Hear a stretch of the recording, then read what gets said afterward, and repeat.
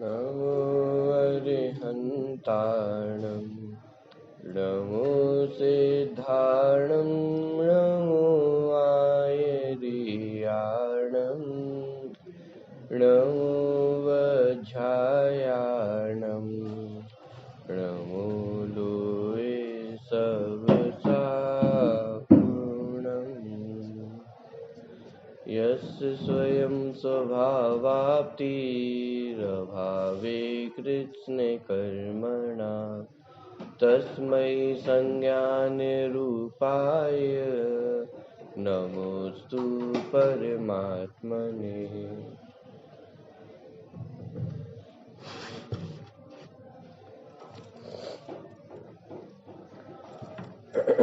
स्तोपदेश ग्रंथ के 44वें नंबर के श्लोक पे हमारी चर्चा चल रही है।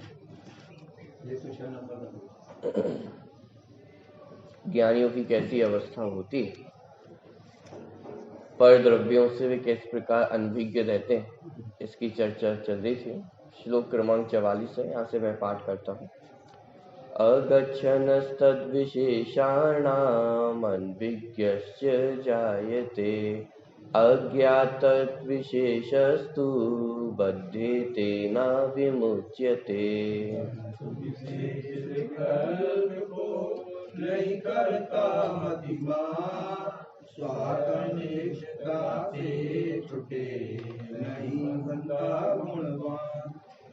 यार निर्विकल्प होने की चर्चा है कि जो ज्ञानी जन वे वस्तु विशेष का विकल्प नहीं करते, माने पर द्रव्यों से अब वे निर्विकल्प हो गए। निर्विकल्प हो गए हैं, इसलिए आत्मा की निर्विकल्प अनुभूति संभव है। जब हम निर्विकल्प होने की बात करते हैं, निर्विकल्प आत्मानुभूति की बात करते हैं, कि उसका अर्थ क्या, कि वो पर द्रव्य से अनभिज्ञ हो जाना, पर द्रव्य के विकल्प विशेष नहीं हो जाना। कि जब पर द्रव्यों के विकल्प जब तक रहेंगे वो तब तक दुख बना रहे, और जब पर द्रव्यों के संबंधी जो विकल्प है उनका अभाव हो जाता है तो जीव सुखी हो सकता है। जगत में भी जब तक विकल्प खड़े रहते हैं तब तक वो आनंद की अनुभूति नहीं हो सकती है।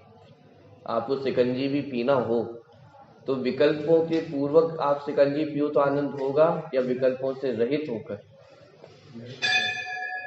जब तक ये विकल्प चलता रहेगा कि अरे ये नींबू है, ये नमक है, ये शक्कर है, तो शिकंजी का मजा ले सकते।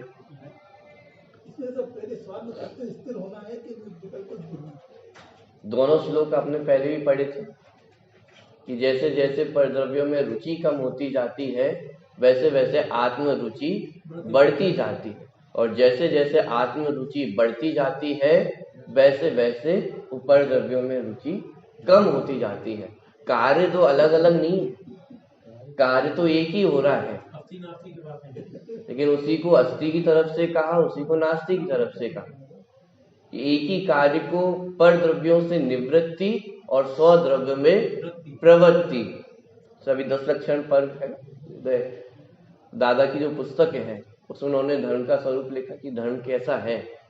इस यहाँ सिर्फ नहीं करने का ही नाम धर्म है क्या, कि ये नहीं खाना है, ये नहीं करना है, अनछना जल नहीं पीना है, रात्रि भोजन नहीं करना है, पाप नहीं करना है, कषाय नहीं करनी है, सप्त व्यसन नहीं करने हैं, तो क्या मात्र नहीं करने का नाम धर्म है क्या? करना क्या है कि अरे धर्म मात्र निवृत्ति का नाम नहीं, प्रवृत्ति का नाम भी धर्म है। तो प्रवृत्ति कहाँ पे, वो आत्म स्वरूप में प्रवृत्ति होना, उसका नाम धर्म है।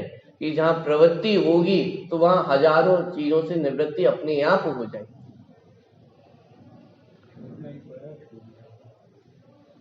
पूरे विदिशा में आपने अपने घर को अपना मान लिया तो अब बाकी के जितने घर हैं उनको छोड़ना पड़ेगा कि ये मेरा नहीं है, ये मेरा नहीं है, ये मेरा नहीं है।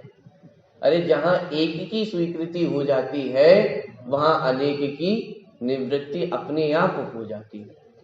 ऐसे ही ये पर द्रव्य संबंधी जो विकल्प है वो कैसे छूटेंगे, कि आज से मैं घर गृहस्थी का विकल्प छोड़ता हूँ, आज से मैं पुत्र का विकल्प छोड़ता हूँ, आज से मैं रुपए पैसे का विकल्प छोड़ता हूँ, आज से भोजन का विकल्प छोड़ता हूँ, ऐसे विकल्प छूटेंगे? कि अरे एक आत्म स्वरूप में प्रवृत्ति होगी तो ये सारे विकल्प वो एक बार में छूट जाने वाले हैं। लेकिन जब उपदेश की शैली होती है तो वहां पे समझाया जाता है कि अरे भाई ये विकल्प करने योग्य नहीं है, ये जो विकल्प हो रहे हैं इनको छोड़ना चाहिए।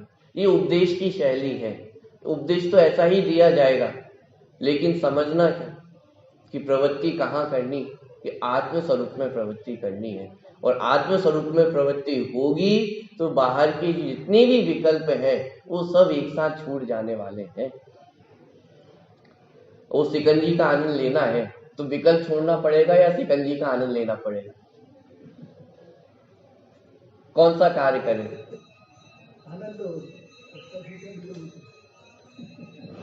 कि अरे भाई वास्तविक स्थिति तो ये है कि आनंद लोगे तो विकल्प अपने आप खत्म हो जाएंगे। लेकिन उपदेश में भाषा की शैली में क्या कहा जाएगा कि अरे भाई ये विकल्प करने से काम नहीं होगा, शिकंजी पियो। ये जब तक विकल्प करते रहोगे तब तक वो शिकंजी का मजा आने वाला नहीं। तो उपदेश की शैली तो ऐसी ही होगी, लेकिन वास्तविक वस्तु स्थिति क्या है कि जहां आनंद की प्राप्ति होगी वहां विकल्प अपने आप वो खत्म हो जाने वाले। तो ज्ञानी जन उस अतीन्द्रिय आनंद का अनुभव करते और उस अतीन्द्रिय आनंद के अनुभव करने पर बाहर के जितने विकल्प हैं वे सब वो परास्त हो जाते हैं, वे सब निरस्त हो जाते हैं और एक जो शुद्धात्मा है वो उनके ज्ञान में प्रकट होता है। टीका की चर्चा कल हमने की थी, आज भावार्थ की ओर हम आगे बढ़ते हैं। प्रश्न क्रमांक 106 भावार्थ।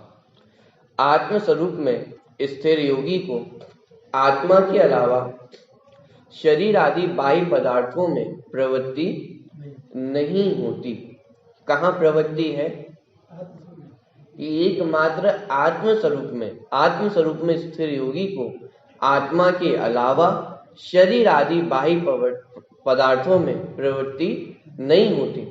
इस कारण उसको उन पदार्थों में इष्ट अनिष्ट की कल्पना का अभाव होने से, पर द्रव्य में इष्ट अनिष्ट की कल्पना का अभाव क्यों हुआ? क्योंकि लक्ष्य वो पर द्रव्यों से हटा करके अपने स्वरूप में स्थिर हुआ। कि राग द्वेष खड़े ना हो, इसका उपाय क्या? कि पर द्रव्यों में कुछ करना होगा, कि पर द्रव्यों में कुछ नहीं करना है। जो उपयोग हमारा बाहर भटकता था उस उपयोग को आत्म स्वरूप में स्थिर किया।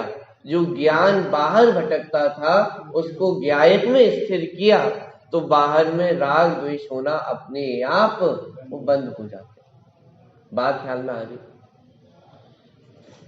यार इष्ट अनिष्ट की कल्पना का अभाव होने से राग द्वेष उत्पन्न नहीं होता और बंध के कारण राग द्वेष के अभाव में वह कर्मों से नहीं बंधता, अपितु उसको अनेक गुनी निर्जरा होती।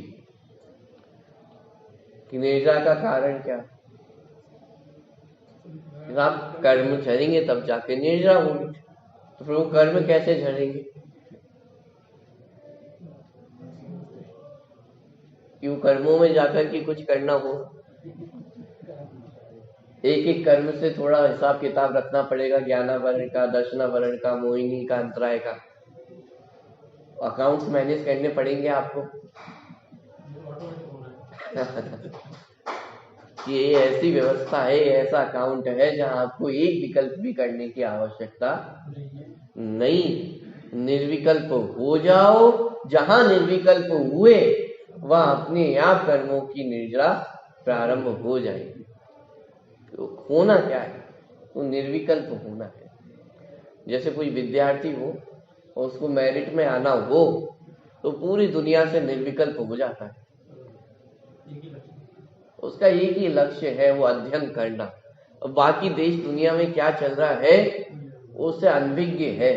जब पढ़ाई कर रहा है और लाइट चली गई, सरकार तो बहुत बेकार है, लाइट नहीं दे पाती है, ये और वो, इन विकल्पों में उलझता है या उपाय करता है उस प्रकाश को और पढ़ने लग जाता है।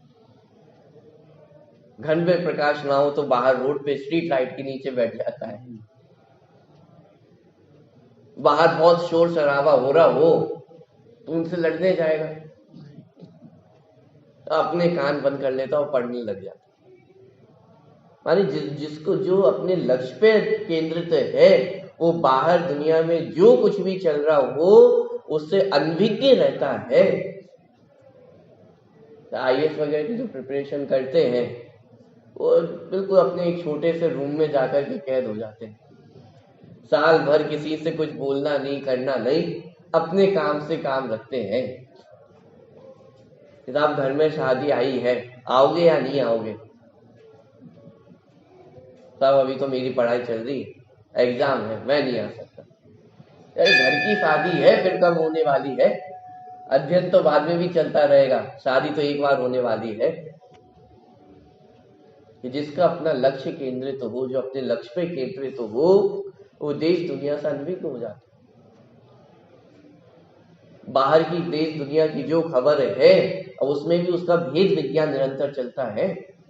जो उसके काम की चीज हो उसको ग्रहण कर लेता है और जो काम की खबर ना हो उसको छोड़ देता है।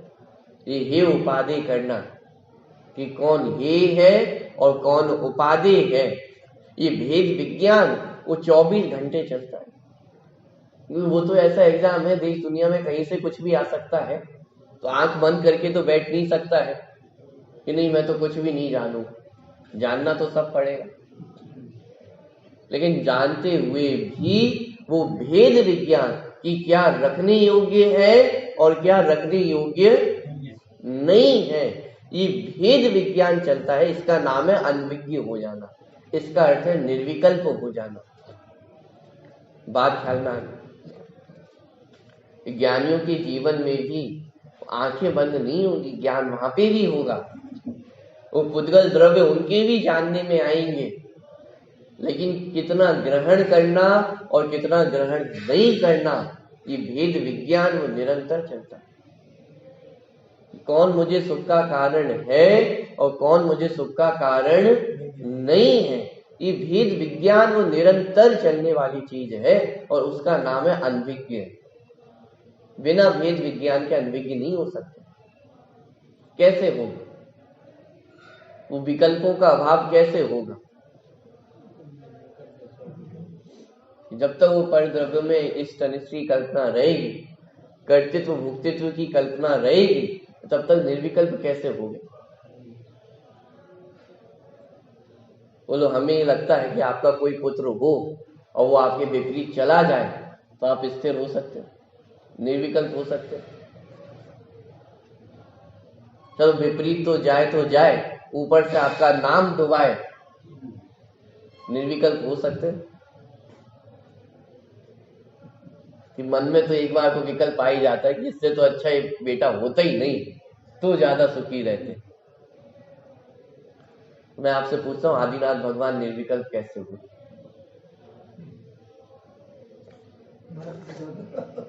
उनके तो सगे पोते ने उनके विपरीत जाके कार्य किए ना। उनके रहते हुए उनके सामने 363 मठ चला दिए।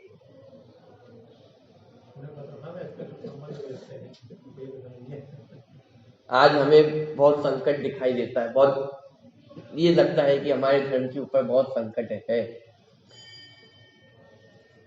लेकिन कितना संकट है? आज हमारे सामने कितने मत खड़े हैं?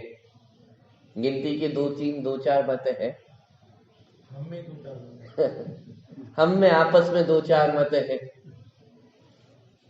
आदिनाथ भगवान के सामने कितने मत खड़े हुए थे सामने, और किसने चलाए थे? कि अपनी घर में अपने पोते ने ही उनके रहते हुए ऐसे जाने का विचार नहीं किया कि नहीं वो मोक्ष चले जाए उसके बाद फिर अपन चला लेंगे, कि उनके सामने उनके रहते हुए तो मानो चैलेंज किया हो कि मैं आपका पोता आपके विपरीत 1 नहीं 2 नहीं 363 मत चला के बताऊंगा, और चलाए उसने। आदिनाथ भगवान विकल्प करके बैठ जाते।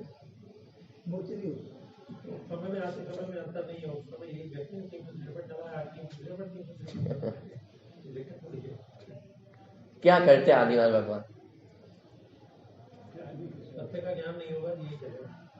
ये सोच के बैठ जाते कि अरे इस धर्म का, इस युग में वो धर्म का प्रवर्तन मेरे निमित्त से हुआ है और मेरे सामने 363 मठ खड़े हो गए हैं। जब मेरे रहते हुए ये इतने कुमार पे जा रहे हैं तो मेरे जाने के बाद क्या होगा? ये विकल्प करके खड़े वहीं रहते, मोक्ष नहीं जाते कि नहीं, जब तक वो मारीची मुझसे क्षमा नहीं मांगेगा तब तक मैं मोक्ष नहीं जाऊं। तो बैठे रहिए क्षमा की कल्पना। मतलब ये प्रसंग सुनाकर अब अपने आप को टटोले कि हम कितने विकल्पों को अपने पास बांध कर रखते हैं। किसी ने आपके समक्ष कोई अपराध किया हो, कोई गलती की हो और वो आपसे क्षमा ना मांगे तो क्या किया है? जब तक वो क्षमा नहीं मांगेगा तब तक आप मोक्ष नहीं जाएंगे, तब तक दुखी होकर इसी संसार में बैठे रहेंगे कि नहीं, जब तक वो क्षमा नहीं मांगेगा तब तक मैं क्षमा नहीं करूंगा। क्षमा वाणी पर्व अभी क्या स्वरूप है क्षमा का कि सामने वाला क्षमा नहीं मांगेगा तो हम क्षमा नहीं करेंगे। क्या संसार में ही रुके रहे कि ये निर्विकल्प होना, ये अनभिज्ञ होना, कि ज्ञानी जन अनभिज्ञ होते हैं, निर्विकल्प होते हैं, किसी के प्रति क्रोध वैर को धारण नहीं करते, मान को धारण नहीं करते, माया को धारण नहीं करते, लोभ को धारण नहीं करते हैं। अब इस तरह से आपको अर्थ करना होगा निर्विकल्प होने का। चारों कषायों से रहित होना, इसका अर्थ निर्विकल्प है। किसी के प्रति क्रोध धारण नहीं करते, मान धारण नहीं करते हैं, विचार नहीं है कि कोई मेरे सामने आकर झुके। किसी कार्य को करने के लिए मायाचारी छल का प्रयोग नहीं करते, लोभ नहीं है अब किसी वस्तु का। इसका अर्थ है निर्विकल्प होना। ये निर्विकल्प हुए बिना जगत में कोई भी सुखी नहीं हुआ है। सुखी होने का एकमात्र उपाय है निर्विकल्प होना, क्योंकि पर द्रव्यों में विकल्प करने से कुछ होता नहीं है। तो विकल्प हम जितने भी करते रहेंगे वो हमें ही दुखी करने वाला है, वो सुखी करने वाला नहीं है। और विकल्प करोगे, विकल्प की पूर्ति नहीं होगी, 100% बात सत्य है। कितने विकल्प पूरे हो जाते हैं हमारे, छोटे से लेकर बड़े तक विकल्प ही तो करते रहते हैं। छोटे में विकल्प करते कि मैं बड़े होके ऐसा करूंगा वैसा करूंगा, जब बड़े होते हैं तो पता चलता है कि वो सारे विकल्प तो वैसे के वैसे ही धरे रह गए। जो कुछ सोचा था उससे तो सब विपरीत होता हुआ दिखाई देता है। फिर विकल्प हम खड़े करते हैं कि चलो जो हो गया तो ठीक है, अब मैं ऐसा करूंगा, अब मैं वैसा करूंगा। वो सब हो जाता है क्या? आपके अनुसार परिवर्तन हो जाते हैं कि हम जितने विकल्प करते हैं सब कार्य उससे विपरीत होते हुए दिखाई देते हैं, लेकिन फिर हम नया विकल्प बांध लेते हैं कि चलो जो हो गया सो ठीक, अब मैं ऐसा करूंगा, चलो अब ये नहीं हो पाए तो अब मैं ऐसा करूंगा। क्या हम भी कहाँ हार मानने वाले हैं? इंसान चाहे एक बार ठान ले तो क्या कुछ नहीं कर सकता है। अरे विकल्पों से पर में कुछ भी होने वाला नहीं है। ये विकल्प पर द्रव्य में अकिंचित कर ही है। ये वस्तु व्यवस्था है, ये स्वीकार किए बिना तो सुखी नहीं हुआ जा सकता। कि पर में तो कुछ कर नहीं सकते हैं, लेकिन वो विकल्प वो अपने लिए महा अनर्थकारी है।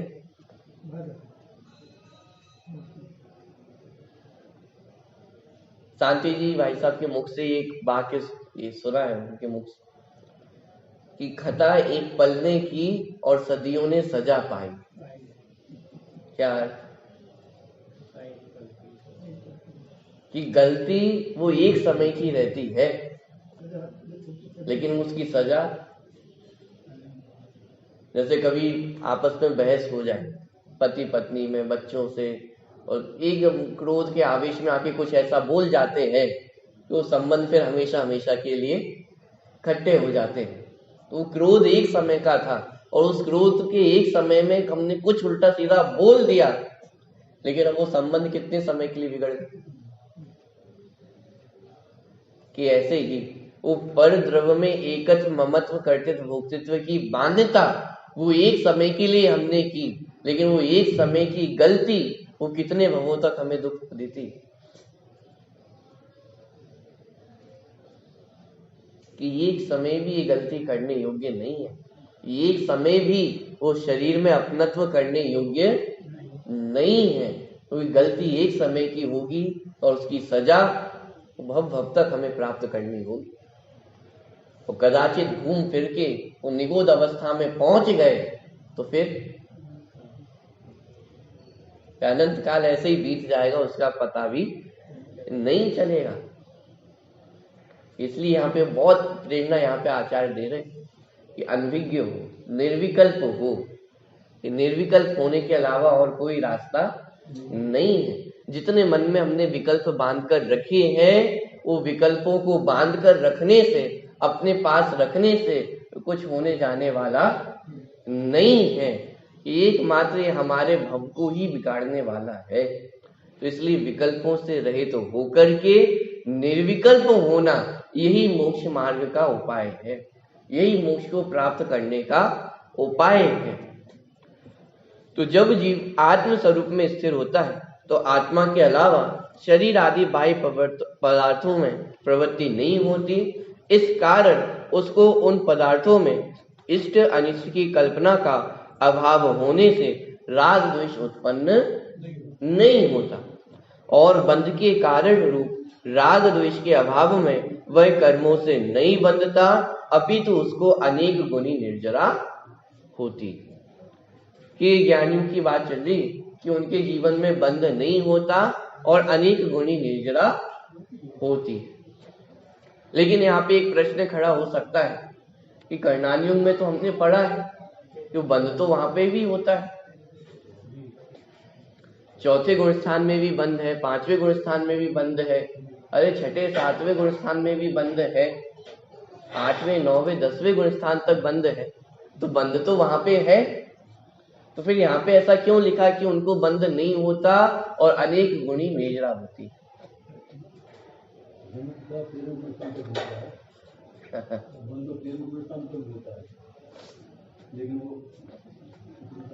कि यहाँ तो ज्ञानियों के संबंध में ये लिख रहे हैं कि उनको बंध नहीं होता, बध्यते ना मुच्यते, कि बंधन को प्राप्त नहीं होते हैं और मुक्ति होती।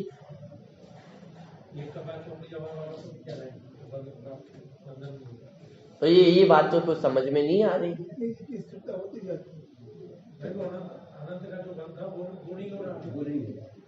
जैसे व्यापार होता है तो व्यापार में नुकसान होता है या नहीं होता?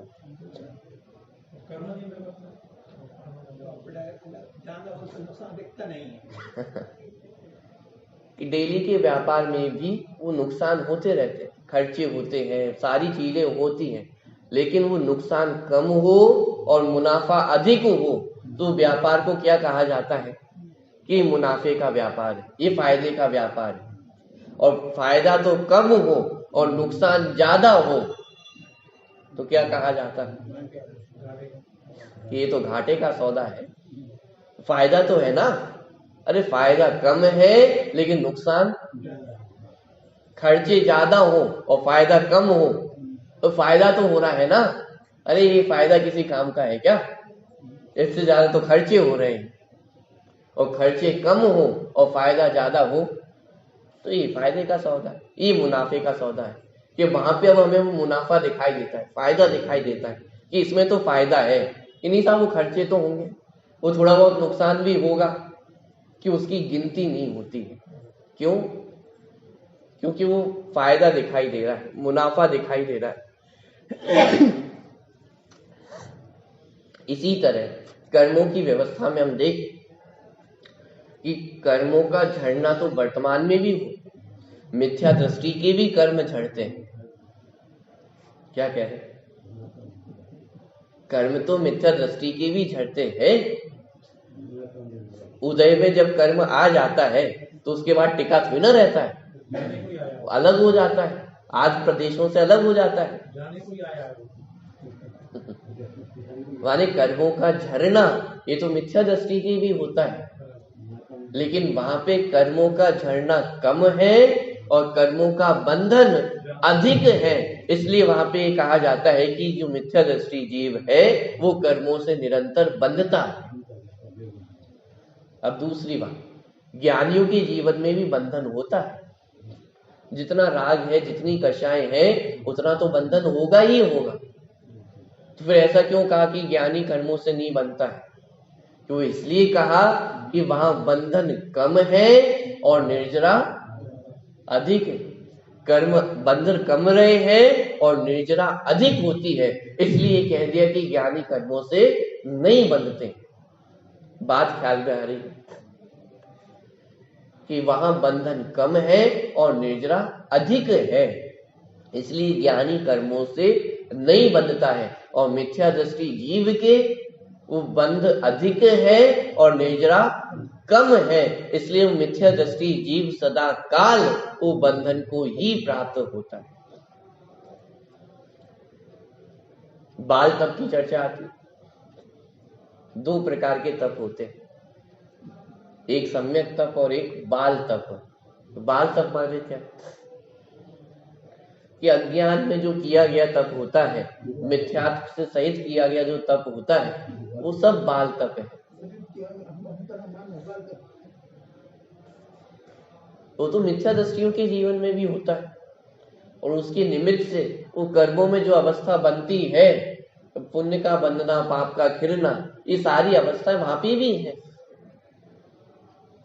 तो फिर मिथ्या दृष्टि जीव को निर्जरा है या नहीं है? कि निर्जरा भी 2 तरह की कही, सकाम निर्जरा और अकाम निर्जरा। माने बात ये ख्याल में आनी चाहिए कि मिथ्या दृष्टि जीव की भी कि बंधन चल रहा है और उस समय कर्मों का खिरना भी है, लेकिन फिर भी वो मिथ्या दृष्टि जीव बंधन को प्राप्त है, ऐसा ही कहा जाएगा, क्योंकि वहां बंध अधिक है। वहां भी अनंत संसार खड़ा हुआ है। 2-4 कर्म खिड़ जाएंगे तो उससे क्या होने वाला है? और ज्ञानियों की अनंतानुबंधी कषाय चली गई है, अनंत संसार का अभाव हो गया है। अब जितने कर्म बचे हैं उनमें क्या दम है? ये जीव को अनंत काल तक संसार में रोक नहीं सकते हैं, इसलिए कहा कि ज्ञानी कर्मों से रहित हो जाते हैं कि अब उनके बंधन नहीं है और मुक्ति विमुच्यते कि वे कर्मों से रहित होते हैं। बात ख्याल में आ रही है। लेकिन इससे स्वतंत्रता ग्रहण करके ये नहीं समझना कि ज्ञानी जो कुछ करते हैं तो उससे कर्मों से मुक्ति होती है। वो बात आगे भी आने वाली है। देखिए, ज्ञानी को व्रतादि के आचरण का विकल्प वह शुभ राग है, उससे तो आश्रम बंध ही होता है, परंतु उस काल में उसके साथ जो शुद्ध परिणति है वही निर्जरा का वास्तविक कारण है। माने उस अवस्था में भी ज्ञानियों को भी जो बंध हो रहा है तो बंध का कारण अलग है। वो जो राग द्वेष की परिणति है वो समय भी बंध का ही कारण है, वो निर्जरा का कारण नहीं है। लेकिन ज्ञानियों के जीवन में वो आत्म स्वरूप में स्थिरता हुई है, शुद्ध परिणति प्रकट हुई है, तो वह शुद्ध परिणति वो उस बंधन के काल में भी ज्ञानियों को निर्जरा का कारण है। बिल्कुल। देखिए, ज्ञानियों को व्रतादि के आचरण का विकल्प वह शुभ राग है, उससे तो आश्रम बंद ही होता है। अच्छा, तो व्रतादि के जो विकल्प है उनसे बंद होता है, तो अव्रत के विकल्पों से मंदिर आने के भाव से तो बंद है, तो फिर मंदिर नहीं आने के भाव से कि अरे उससे तो बंद है ही, अशुभ भावों से तो बंधन है ही। यह कह रहे शुभ भाव से भी कि वहां पे बंधन ही है, कि वो निर्जरा का कारण नहीं है। तो ये स्वतंत्रता ग्रहण नहीं कर लेना। ये देखो यहाँ पे लिखा है ना, वो व्रत भी बंध का कारण है, तो वे क्या चाहते हो कि अव्रत की ओर चले जाए? कि अरे भाई वो तो बंधन का कारण है ही, वो तो सबसे पहले बंधन का कारण है, कि उसको कहा क्यों नहीं, कि उसको कहने की आवश्यकता है क्या? ये तो आपको भी पता है कि वो बंधन के कारण है। ये पाप भाव अव्रत के परिणाम, ये तो बंधन के कारण है ही। मंदिर नहीं आओगे तो बंधन हो गया, मुक्ति होगी कि ये तो बंधन के कारण है ही, ये तो पाप है ही। लेकिन जिसमें हमने धर्म बुद्धि रखकर रखी है, जिसमें हमने निर्जरा का कारण मान रखा है, उसको यहाँ पे स्पष्ट किया कि अरे भाई, व्रत के परिणाम भी शुभ भाव होने से, राग परिणाम होने से बंध का कारण है। लेकिन उस समय चलने वाली जो अंतरंग में शुद्ध परिणति है, वो निर्जरा का कारण है। तो फिर आत्मा का ही ध्यान करना ना, बाहर में कुछ करना या नहीं करना। अरे बाहर में कुछ करना या नहीं करना, ये तो दूसरा प्रश्न है। पहला प्रश्न तो ये है कि बाहर में कुछ कर सकते हो क्या? वो व्रत के परिणाम होंगे तो बाहर में क्रिया भी वैसी होगी ही होगी। प्रश्न तो ये है कि आप उसके व्रत के परिणाम को रोक सकते हो क्या? प्रश्न ख्याल में आ रहा है?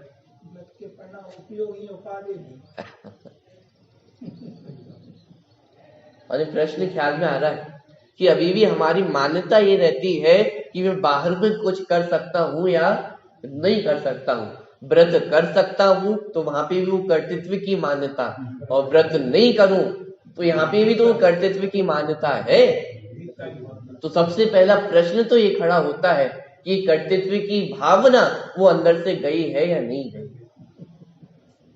बात ख्याल में आ रही है?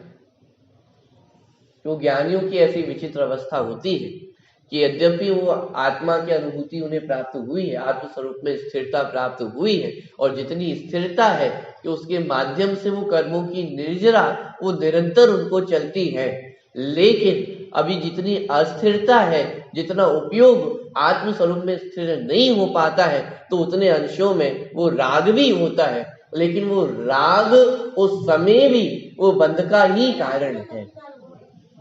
लेकिन कहने में ये आता है कि अब ज्ञानी जो कुछ करे वो सब उनकी निर्जरा का कारण है। तो भाषा तो यही कही जाएगी कि ज्ञानी जो कुछ भी करते हैं कि ज्ञानी के तो भोग भी निर्जरा के कारण है। अरे वहां ज्ञानी के भोग वो तो बंध के ही कारण है, लेकिन उन भोगों के बीच में जो भेद विज्ञान की धारा है, जो भोग भोगते समय भी भेद ज्ञान की धारा सतत बह रही है, वो निर्जरा का कारण है। बात ख्याल में आ रही?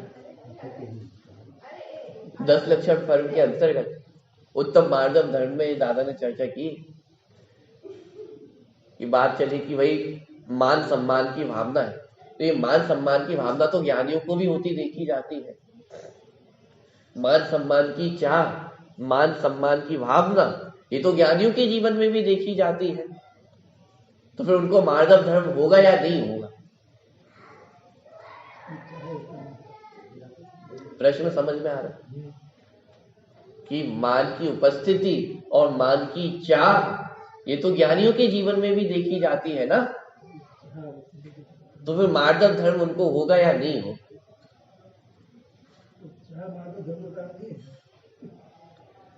कि मान की उपस्थिति में भी वो मार्गम धर्म प्रकट हो सकता है। घबराना नहीं कि कैसी बात कर रहे हो। अभी तक तो हमने यही पढ़ा है कि मान के अभाव में मार्गम धर्म होता है, और आप कह रहे हो कि मान की उपस्थिति में भी मार्गम धर्म हो सकता है।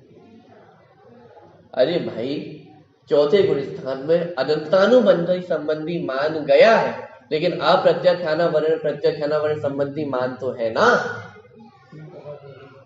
लेकिन उन 3 कषाय चौकड़ी के अभाव के सद्भाव में भी वो मार्गम धर्म होता है या नहीं होता?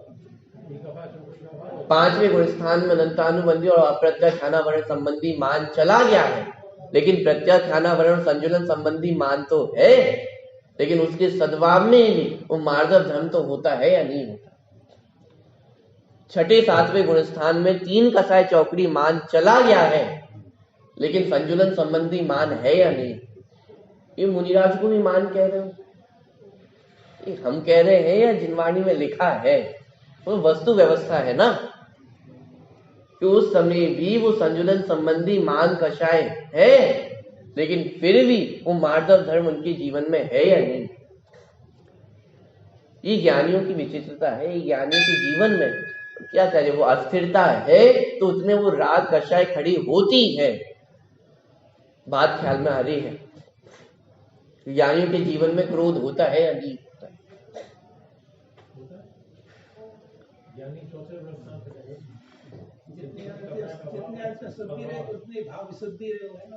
दोनों बातें समझनी पड़ेगी।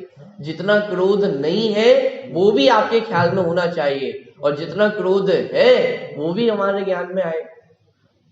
कि अनंतानुबंधी संबंधी क्रोध नहीं है तो इतना क्रोध ज्ञानी के जीवन में नहीं है, तो इतने उसको क्षमा प्रकट है। लेकिन जितना क्रोध है उसका क्या, वो उससे बंद है। ऐसा थोड़ी ना कि उससे मुक्ति हो जाएगी। वो कषाय तो किसी के जीवन में भी हो, कितनी भी हो, वो कषाय तो कषाय ही है और वो बंध का कारण है। तो फिर ज्ञानियों को निर्जरा कैसे होती है? कि जितना भेद विज्ञान है, जितनी शुद्ध परिणति है, वो किसी को भी हो, कितनी भी हो, किसी भी समय हो, वह निर्जरा का ही कारण। बात ख्याल में आ रही है? वो ज्ञानियों के जीवन में ऐसी विचित्र अवस्था होती है तो ज्ञान धारा और कर्म धारा दोनों साथ में चलती है। 3 शब्द है, मोह, राग और द्वेष। इसकी भी चर्चा थोड़ी समझने योग्य है। राग और द्वेष में तो हमें अंतर ख्याल में आ जाता है कि राग माने कोई वस्तु अच्छी लगना, वो राग, और द्वेष माने किसी वस्तु का बुरा लगना। तो इन दोनों में तो अंतर स्पष्ट हो जाता है। तो द्वेष को हम थोड़ा साइड में रख दें। अब 2 चीजें बची, मोह और राग। इन दोनों में क्या अंतर है?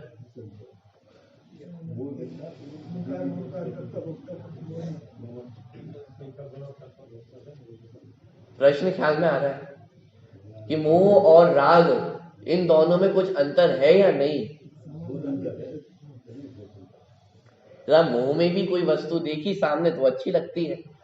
आपको अपने बच्चों के प्रति मोह होता है या नहीं होता है? साहब बहुत मोह है। तो कभी कभी कह देते कि अरे बहुत राग है। ये क्या करें, बच्चों के प्रति राग छूटता नहीं। तो फिर मोह और राग ये एक ही चीज है या अलग अलग चीज है? इसकी विशेष चर्चा तो एक पूरा समय, एक प्रवचन पूरा इसके लिए भी चाहिए। वो जब तक ये अंतर ख्याल में नहीं आएगा तब तक वो ज्ञानियों की अवस्था वो ख्याल में नहीं आएगी। मोह और राग ये दोनों अलग अलग वस्तु है। पर द्रव्य को अपना मानना, पर द्रव्य में कर्तृत्व ममत्व होना, ये मोह है, ये अज्ञानता है, ये मिथ्यात्व है। और पर द्रव्य के प्रति चाहने की इच्छा होना, अच्छा लगना, ये राग है। ज्ञानियों के जीवन में राग तो हो सकता है लेकिन मोह नहीं हो सकता। साहब अपने बच्चों के प्रति बहुत मोह है, बहुत राग है, ये दोनों अलग अलग चीजें हैं। ज्ञानियों को अपनी घर गृहस्थी के प्रति, अपने बाल बच्चों के प्रति, अपने पत्नी के प्रति राग तो हो सकता है लेकिन मोह, जिस समय वो रामचंद्र जी वो लक्ष्मण को अपने कंधे पे लेके घूम रहे थे, इस सामान्य बोल चाल की भाषा में तो हम ये कह देते हैं कि अरे देखो रामचंद्र जी को भी कितना मोह था लक्ष्मण के प्रति। लेकिन थोड़ा सा यदि सूक्ष्मता से विचार किया जाए तो उस समय भी रामचंद्र जी को अपने भाई के प्रति राग तो था लेकिन मोह नहीं था। छाई सम्यक दृष्टि जीव है, उनके जीवन में मोह कैसे हो सकता है? मोह अर्थात पर द्रव्य में अपनेपन की भावना होना, पर द्रव्य में कुछ मैं कर सकता हूं ऐसी भावना होना। और ये भावना, ये मान्यता अब वो ज्ञानियों के जीवन में नहीं होती है, इसलिए उनके जीवन में मोह नहीं है। लेकिन अस्थिरता जन्य वो करने का विकल्प आता है। मान्यता में तो ये है कि मैं एक पर द्रव्य का कुछ कर सकता नहीं हूं, लेकिन ये वस्तु स्वरूप की ऐसी विचित्रता है कि मान्यता में 100% है कि मैं पर द्रव्य का कुछ नहीं कर सकता हूं, लेकिन अस्थिरता जन्य ऐसा राग आता है, ऐसा विकल्प आता है कि वो पर में कुछ करने का विकल्प होता है। लेकिन ये दोनों चीजें अलग अलग है। मैं पर द्रव्य में कुछ कर सकता हूं ऐसा मान लिया जाए तो ये तो मिथ्यात्व है, लेकिन पर द्रव्य में करने का जो विकल्प है वो राग है। बात ख्याल में आ रही है कि इसलिए जो ज्ञानी जन है उनके जीवन में मोह का अभाव हो गया है, इसलिए वे कर्मों से रहित होते हैं, इसलिए उनके निर्जरा है। जितना राग है वो भी चला जाएगा, और ये 100% गारंटी है कि जितना राग है वो सब चला जाने वाला है, वो टिकने वाला नहीं है। इस भव में नहीं जाएगा तो अगले भव में चले जाएगा, अगले नहीं तो उससे अगले भव में चला ही जाने वाला है, वो टिका रहने वाला नहीं। ये बात 100% नक्की हो गई है।